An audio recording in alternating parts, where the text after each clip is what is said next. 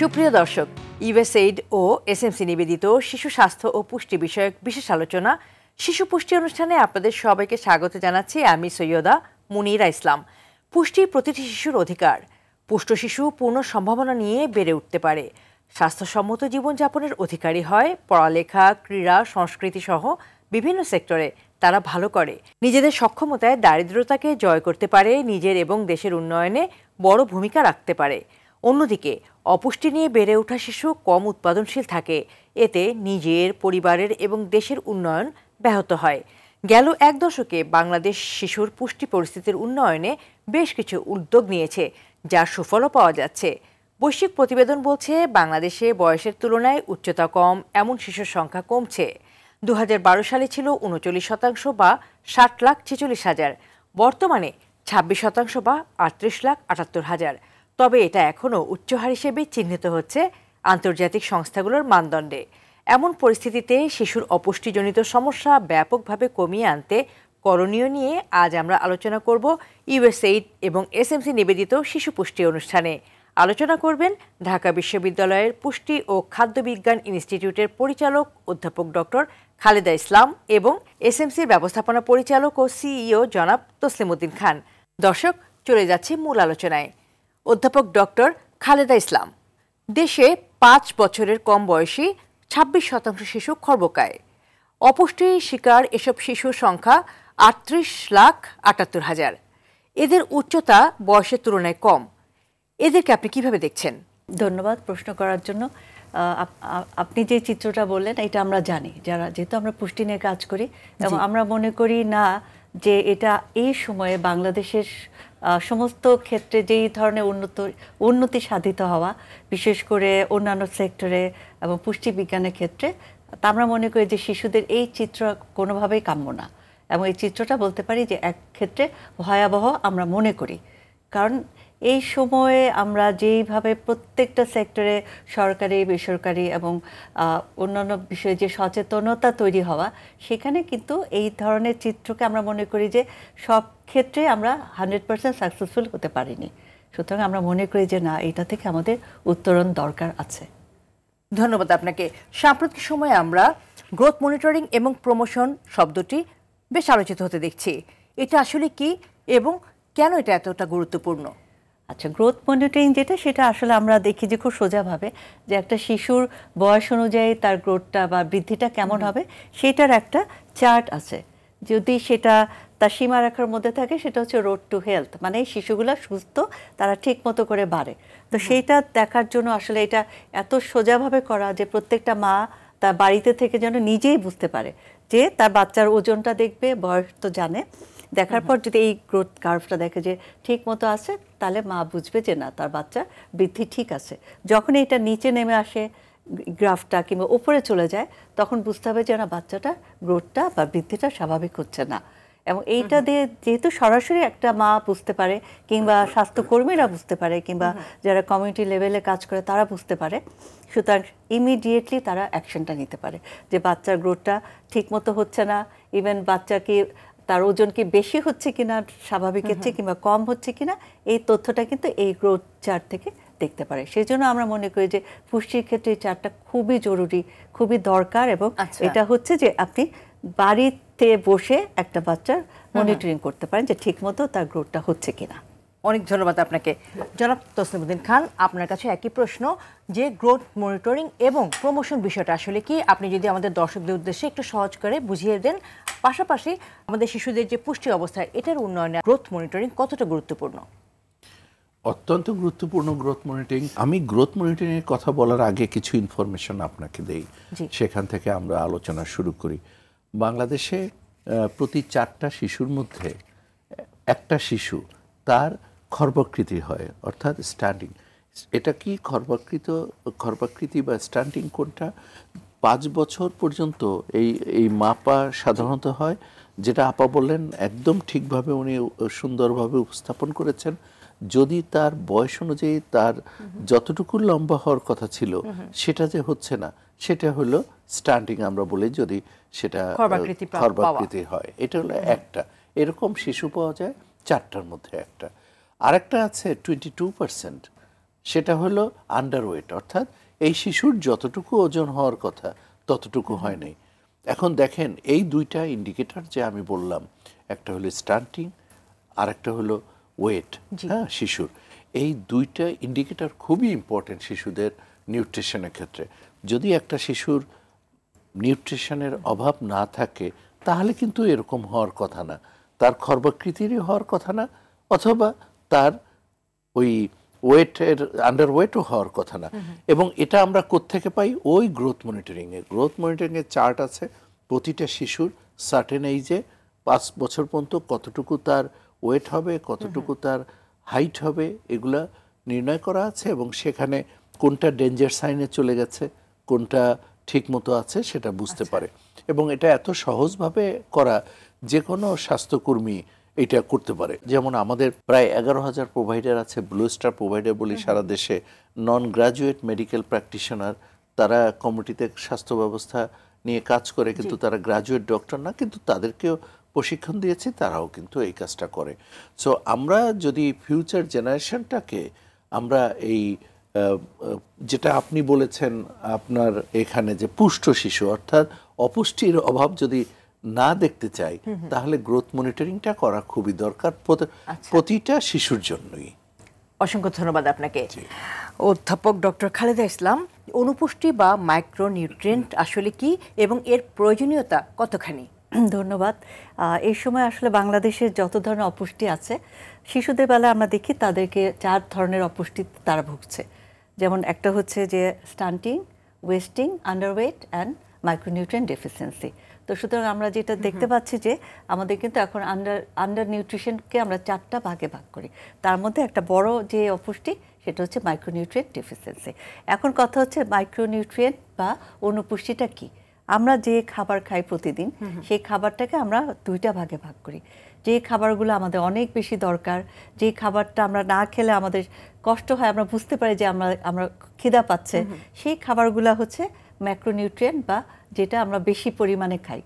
তো এইটার বেলায় আমাদের সমস্যা কম। কেন? কারণ যদি আমি ফর এক্সাম্পল কার্বোহাইড্রেট বা ভাত কম খাই, আমার খিদা পাবে, আমি বুঝবো, আমি আবার ভাত খাবো। কিন্তু অনুপুষ্টি যেটা মাইক্রোনিউট্রিয়েন্ট খুব অল্প পরিমাণে লাগে, 1 গ্রামের চেয়েও কম, এমনকি 1 মাইক্রোগ্রামের চেয়েও কম, 1 মিলিগ্রামের চেয়েও কম, এত সামান্য পরিমাণে লাগে। কিন্তু এই মাইক্রোনিউট্রিয়েন্ট বা অনুপুষ্টি যত কম পরিমাণে লাগুক না কেন, এদের ভূমিকা বা এদের ইম্পর্টেন্স কিন্তু অনেক বেশি। কারণ এদের অভাবে আমাদের শরীরে ঠিকমতো কাজ করতে পারে না এবং নানান ধরনের অসুখে শিশুরা ভুগে, শিশুদের কথা যদি আমরা বলি। তো এখন এই অনুপুষ্টির যে ইম্পর্টেন্স সেটা হচ্ছে আমাদের একটা শিশুর বৃদ্ধির জন্য যা যা মানে যে পুষ্টি দরকার তার মধ্যে অনুপুষ্টির ভূমিকা হচ্ছে অনেক বেশি। কেন? কারণ আমরা দেখি যে এই সময় বাচ্চার বিভিন্ন অর্গান ডেভেলপ করে, ব্রেইন ডেভেলপ করা, তার যে কগনিটিভ যে ডেভেলপমেন্ট, সব কিছুর জন্য এই অনুপুষ্টিগুলা দরকার। এখন কথা হচ্ছে কোনগুলো অনুপুষ্টি? অনুপুষ্টিকে যদি আমরা সোজাভাবে বলি মানুষকে বোঝার জন্য, তাহলে হচ্ছে সোজা ভাষায় এটা হচ্ছে ভিটামিন আর এটা হচ্ছে যে হচ্ছে মিনারেল। এই 2 ধরনের পুষ্টিকে আমরা একসাথে বলি অনুপুষ্টি। এখন ভিটামিনের বেলায় যে ভিটামিনগুলো বাচ্চাদের জন্য দরকার, ভিটামিন আবার 2 রকমের। একটা গ্রুপ ভিটামিন হচ্ছে পানিতে দ্রবীভূত হয়, যেমন ভিটামিন আর ভিটামিন সি। এখন এই ভিটামিনটা আমাদের কেন ইম্পর্টেন্ট? যে পানিতে দ্রবীভূত যে ভিটামিনগুলো সেগুলো কিন্তু আমার শরীরে স্টোর হয় না। মানে শিশুদের বেলায় যেটা আমরা দেখি এটা প্রতিদিন খেতে হবে, কারণ খাওয়ার পর যেটা হয় যতটুকু দরকার শরীরে ততটুকু শরীরে থাকে, বাকিটা কিন্তু বের হয়ে যায় প্রতিদিন। তো এটা হচ্ছে আমাদের ভিটামিন বি কমপ্লেক্স আর ভিটামিন সি। আর কিছু ভিটামিন আছে যেটাকে আমরা বলি ফ্যাট সলিউবল ভিটামিন, যেমন ভিটামিন এ, ডি, ই, কে। এই 4টা ভিটামিন বেলায় যেটা দিয়ে দরকার সেটা হচ্ছে এই ভিটামিনগুলোর একটা ভালো দিক হচ্ছে এরা শরীরে স্টোর থাকতে পারে, ইভেন 6 মান্থ পর্যন্ত ভিটামিন এ থাকতে পারে। কিন্তু খারাপ দিক যেটা হচ্ছে যে এই ভিটামিনগুলো যদি অতিরিক্ত খাওয়া হয় তাহলে কিন্তু আবার শরীরে জমে টক্সিসিটি বা এক ধরনের বিষক্রিয়া ধরনের করতে পারে, যদিও সেই ডোজটা অনেক হাই। তো এই হচ্ছে আমাদের ভিটামিনের বেলায়। আর যে মিনারেলের বেলায় যেটা হচ্ছে, যেমন শিশুদের বেলায় আমরা জানি যে শিশুদের গ্রোথটা অনেক বেশি দরকার, তো সেখানে আমরা এখন সবাই জানি জিঙ্কের দরকার কতটা বেশি। জিঙ্ক একটা অনুপুষ্টি যেটা আমরা মাইক্রোনিউট্রিয়েন্টও বলছি। আর এছাড়া আরও যে মিনারেল যেমন আয়রন, ফলিক অ্যাসিড, তারপরে আদার যেগুলো আছে যে সেলিনিয়াম, এই ধরনের যে মাইক্রোনিউট্রিয়েন্ট যেগুলো মিনারেল বলছি আমরা, এগুলো কিন্তু বাচ্চাদের জন্য অনেক অনেক বেশি দরকার তার ঠিকমতো গ্রোথ অ্যান্ড ডেভেলপমেন্টের জন্য। অনেক ধন্যবাদ আপনাকে জনাব তসলিমউদ্দিন খান। তাহলে আমরা বুঝতে পারলাম যে এই পুষ্টির ক্ষেত্রে আসলে একটা ভারসাম্য দরকার। এই ক্ষেত্রে এসএমসির কোনো উদ্যোগ আছে কি? ডেফিনেটলি উদ্যোগ আছে, বিশেষ করে এই শিশুদের যে পুষ্টি, বিশেষ করে আপা অত্যন্ত সুন্দরভাবে বললেন অনুপুষ্টি, অর্থাৎ অনু কথাটা কিন্তু ছোট ক্ষুদ্র, কিন্তু এই বিষয়টি কিন্তু ক্ষুদ্র না, অনেক বড় তার ইম্প্যাক্ট হয়। তো সেই কারণে আমরা যে কাজটি করি সেটা হলো এই নিউট্রিশনের ক্ষেত্রে প্রথমে যেটা করি সেটা হলো শিশু যাতে করে এক্সক্লুসিভ ব্রেস্ট ফিডিং পায়। বাংলাদেশে কয়েকটা চলকে, কয়েকটা ইন্ডিকেটরে আশানুরূপ প্রোগ্রেস করে নেয় রিসেন্ট ইয়ার্সে, তার মধ্যে একটা কিন্তু এক্সক্লুসিভ ব্রেস্ট ফিডিং। আগে ছিল 65% এক্সক্লুসিভ ব্রেস্ট ফিডিং, ওইটা কমে কিন্তু এখন 55% গত 4 বছরে হয়েছে, যেটা কিন্তু আমাদের জন্য দুশ্চিন্তার বিষয়। অবশ্যই। কিন্তু আমরা চাই প্রতিটা শিশু এক্সক্লুসিভ ব্রেস্ট ফিড পাক, যাতে করে তার মধ্যে ওই সময় অনুপুষ্টির অভাব না থাকে। দেখেন, এক্সক্লুসিভ ব্রেস্ট ফিডিং যদি হয় তাহলে একটা বাচ্চা আর কিছু খেতে হবে না, ইভেন পানিও না। কিন্তু সমস্যা হলো এইটা মারা অনেক সময় বুঝে না বা বিভিন্ন প্রবলেম, তো আমরা এটার ব্যাপক প্রচারণা চালাই। এরপরে 6 মান্থ থেকে যেটা শুরু হলো সেটা হলো আমরা বলি মাইক্রোনিউট্রিয়েন্ট পাউডার। এই যে আপা একটু আগে বললেন যে আয়রন ডেফিসিয়েন্সি অ্যানিমিয়া, এই অ্যানিমিয়া কিন্তু বাচ্চাদের জন্য একটা বিরাট সমস্যা। এবং অ্যানিমিয়া হলে কি হবে? অ্যানিমিয়া হলে তার গ্রোথ হবে না, অ্যানিমিয়া হলে তার ইন্টেলিজেন্সি ওইভাবে ডেভেলপ করবে না, অ্যানিমিয়া হলে আরও বিভিন্ন, তার মধ্যে ইমিউনিটি কমে যায়, অনেক রকমের কনসিকোয়েন্স আছে এই বাচ্চাদের অ্যানিমিক, এবং অনেক বাচ্চা এই বাংলাদেশে অ্যানিমিক। যার জন্য আমরা আমাদের এই মাইক্রোনিউট্রিয়েন্ট পাউডার আমরা চাই যে প্রতিটা শিশু নর্মাল খাওয়া খেয়ে যদি তার নিউট্রিশনের অভাব দূর হয় আমরা অত্যন্ত হ্যাপি, কিন্তু এটা খুব দুরূহ কাজ। এই জন্য একটা সার্টেন সময় পরপর এই এমএনপি মাইক্রোনিউট্রিয়েন্ট পাউডার, যেখানে জিঙ্ক আছে, অন্য ভিটামিন এবং মিনারেল রয়েছে যেটা বাচ্চাদের জন্য দরকার, আমরা চাই প্রতিটি শিশু খাক। একটা শিশু যাতে করে তাকে পরিমাপ করা যায়, তাকে সাপ্লিমেন্ট দেওয়া যায়, তাকে নলেজ দেওয়া হবে, এবং এক্সক্লুসিভ ব্রেস্ট ফিডিংয়ের মধ্যে তাকে আনতে হবে। এই খুব নিবিড়ভাবে এই কার্যক্রমটা আমরা সারা দেশব্যাপী ইমপ্লিমেন্ট করি। এমএমএস এর যে একটা বিষয় আছে আপনাদের, এটা সম্পর্কে একটু জানতে চাই। দেখেন, এমএমএস আবার অন্য গ্রুপের জন্য। বাংলাদেশে আমরা যে স্টাডি হয়েছে, বিশেষ করে জাতীয় পুষ্টি সংস্থা যে আছে তাদের স্টাডিতে দেখা গেছে যে 72% মতো আপনার ভিটামিন ডি এর ডেফিসিয়েন্সি আছে মহিলাদের মধ্যে, জিঙ্কের ডেফিসিয়েন্সি আছে 44% মতো, আয়োডিনের ডেফিসিয়েন্সি 30%, অ্যানিমিক আছে মারা মহিলারা 30%। তো এইরকম আপনি মাইক্রোনিউট্রিশনের যে প্রবলেমগুলো, এই প্রবলেমগুলো কিন্তু অ্যাগ্রাভেট করে যখন সে প্রেগনেন্ট হয়। কেন, প্রেগনেন্ট হওয়ার পরে তার একার খাবার তো না, তার গর্ভে যে সন্তান রয়েছে তারও খাবার। তো এই কারণে আমরা ইউনাইটেড নেশন একটা ফর্মুলা করেছে, ইউনিম্যাপস ফর্মুলা বলে। এই ফর্মুলার মধ্যে 15 ইনগ্রিডিয়েন্টস রয়েছে, সেখানে ভিটামিন এ, 5 রকমের ভিটামিন বি, আপা যে কয়েক রকমের ভিটামিন বির কথা কিন্তু অলরেডি বললেন, তারপরে vitamin C, vitamin D, vitamin A, E, তারপরে iron, folic acid, selenium, copper, zinc, এই সব কিছুর সমন্বয়ে যতটুকু দরকার এরকম 180টা ট্যাবলেট তার খেতে হবে ডিউরিং প্রেগনেন্সি। যদি খায় তাহলে কিন্তু তার এইসব এই মাল্টিপল মাইক্রোনিউট্রিশনের আর ঘাটতি থাকবে না তার শরীরে। এর সাথে যদি আপনি দিতে পারেন ক্যালসিয়াম তাহলে তো আরও ভালো। তাহলে একটা মা তার এই ভিটামিন এবং ক্যালসিয়ামের অভাব থাকবে না, এবং সে একটা সুস্থ শিশু জন্ম দেওয়ার সম্ভাবনা অনেক বেড়ে যাবে, সে নিজেও সুস্থ থাকবে। ফুল কেয়ার নামে আরো একটি পণ্য আছে এসএমসির, এর ভূমিকাটা কি আসলে? এইটা কিন্তু ওই এমএমএস একটু আগে যেটা বলেছেন সেইটাই ফুল কেয়ার। মানে আমরা আমাদের brand name full care Bangladeshi সারা বিশ্বেই প্রথম এবং ন্যাশনাল লেভেলে এতটা আমরা করেছি, এবং এটা কিন্তু WHO এন্ডোর্স করেছে, ইউনিসেফ এটাকে ইমপ্লিমেন্ট করতেছে বিশ্বের বিভিন্ন জায়গায়। আমরাও সেখানে সক্রিয়ভাবে কাজ করছি, গভর্নমেন্টের সহায়তা পাচ্ছি আমরা। তো এইটা আমরা চাই বিশেষ করে সারা দেশে এটার একটা ব্যাপকভাবে সম্প্রসারিত হোক এবং এটা যাতে করে ইউনিভার্সাল হয়, অর্থাৎ প্রতিটা মাই যাতে ফুল কেয়ার খায় এবং ফুল কেয়ার খেলে আমরা এই মাইক্রোনিউট্রিয়েন্ট ডেফিসিয়েন্সি থেকে নিজেদেরকে আমাদের প্রেগনেন্ট মাদের রক্ষা করতে পারবো। পাশাপাশি মায়ের গর্ভস্থ শিশুটাও সঠিক পুষ্টিটা পাবে। আপনি চমৎকার কথা। এখানে বাংলাদেশে জি 100টা প্রেগনেন্সির মধ্যে বাচ্চা যখন দেয় তার মধ্যে 16টি আপনার আন্ডারওয়েট হয়। আন্ডারওয়েটটা কি?